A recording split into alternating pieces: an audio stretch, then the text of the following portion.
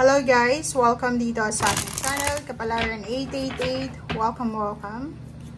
Alamin natin kung anong messages, vibration, gabay energy para sa inyong lahat. Ito ay general reading, so pwede kang makaresonate. Gamitin mo ang iyong intuition sa panunood. Ito ay para sa lahat ng Aquarius. Alamin natin kung ano ang messages na gustong ipahiwatig sa iyo ng baraha para sa April, May, June. Okay. Aquarius, nakikita natin dito guys, if ever man na ikaw ay, eto kasi, is parang inakusahan ka. For example, may kaso ka, or yon kasi mayroon ditong batas may justice and then victory. For example, may kaso ka for several months, or pwedeng may pinaglalaban ka dito mapapasayo yung hustisya. Okay? Papabor sa'yo yung hustisya, makukuha mo yung victory and success. If ever lang. And if ever man na maraming tao yung kinukondemn ka, ginajudge ka, or parang itinuturo nila na ikaw yung may kasalanan, ikaw yung may, ang tawag dito, ikaw yung may gawa ng ganito, ganyan. So, victory and success is yours, diba? So, huwag kang mag-alala kasi makukuha mo yung hustisya sa 3 months na to. So, walang sino man ang pwedeng mang-api sa'yo. Walang sino man ang pwedeng mang-apak sa pagkatao mo. Kasi, sinasabi ng baraha, mapagtatagumpayan mo to.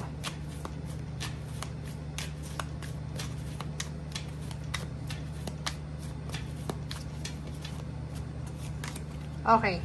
Empathy.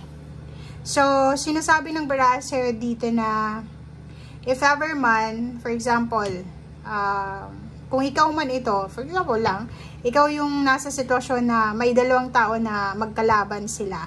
Or yung isa may pinaglalaban, yung isa naman is may pinaglalaban, parang ganon. Makakaramdam ka sa kanila ng awa. Makakaramdam ka ng empathy. Makakaramdam ka sa kanila ng concern kasi gusto mo ng fair and just na treatment. So, nakikita natin dito na mahati yung nararamdaman mo this next 3 months, sorry. Power. So, yun. It's a confirmation, guys, na if ever man wala kang power for several months, Aquarius, yung parang feeling mo, dapang-dapa ka, nasa stagnation ka or kung ano pa man. Ito yung power, sinasabi na makukuha mo kung ano yung deserve mong power, empowerment. Makukuha mo kung ano yung deserve mong biyaya or victory and success.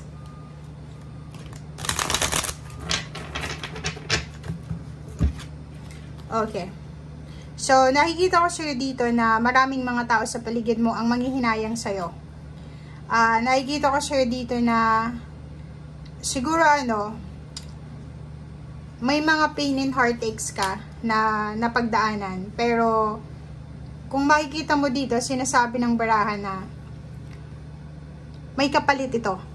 So, halimbawa dito, diba, for several months or years na siguro to na pinaglalaban mo, yung rights mo, yung karapatan mo, or kung ano pa man yan, yung justice, marami ka na sigurong nasayang na pera, nasaktan ka na, nasira na yung mga relationship sa buhay mo. But dito sa barahang to, sinasabi, ano man daw yung nawala sa'yo, ano man daw yung naramdaman mong sakit, hirap, ay posibleng ibabalik sa'yo ng universe. Ang galing. So, dito din sa 7 of Swords, nasa energy mo to. Sinasabi ng baraha sa'yo dito na isang malaking leksyon to sa'yo. Etong nangyayari sa buhay mo sa ngayon is malaking leksyon siya. So, ibig sabihin, next time, huwag kang magtitiwala agad-agad. Mapa-relationship man yan, mapapera, kadugo, or kung kanino man, lalo na kung may involved siya na pera.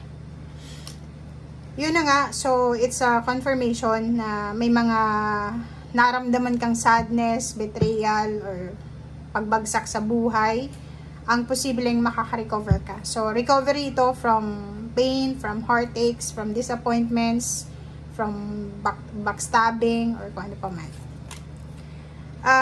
Nakikita natin dito na may choices ka. May choices ka na ngayon eh. Marami ka nang pwedeng pagpilian. It's either ignore mo yung situation or it's either i-ignore mo yung situation or labanan mo. Parang ganun. So, yun. Nakikita natin dito guys na may mag-share sa'yo. Magiging balance yung financial mo within 3 months. Kasi posibleng yung mga hindi nagbayad sa'yo ay magbabayad na sila. May mga tulong financial na parating sa'yo. Meron din na mga tulong na hindi mo ini-expect. Lalo na galing sa mga taong hindi mo rin ini-expect na tutulungan ka nila. May mga trabaho dito na posibleng i-offer sa'yo, Aquarius, or posibleng sa trabaho, if bago ka dyan sa pinagtatrabahuhan mo, maraming mga tao dyan sa paligid mo na willing sila na turuan ka, impress, 'di ba?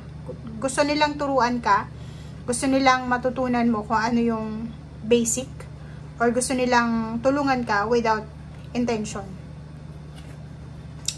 Okay, victory and success. So, dalawang baraha ang nagsasabi dito na confirm. May victory and success dito. It's either salary increase, promotion, pagtaas ng benta sa mga negosyo, may graduation, birthday celebration, may makakapasa sa mga board exams, makakapasa sa interviews. So, marami dito na mga possibilities na mangyayari na pabor sa'yo.